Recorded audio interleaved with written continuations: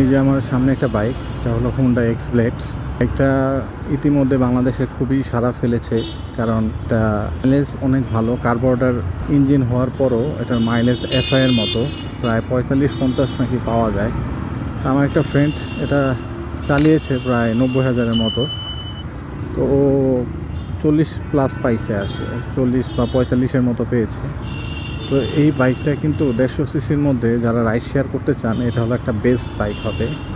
যারা ride share করতে চান আর বাজেট ভালো, 1.5 লাখ আপনার বা 60-70 সেকেন্ড হ্যান্ড কিনতে চাচ্ছেন, তারা কিন্তু এক্সব্লেডটা গাড়িটা নিতে পারেন। এক্সব্লেড গাড়িটা খুবই ভালো। এটা সেকেন্ড হ্যান্ড আপনি ভালো কন্ডিশন 1,50,000 1,60,000-এর মধ্যে পেয়ে যাবেন।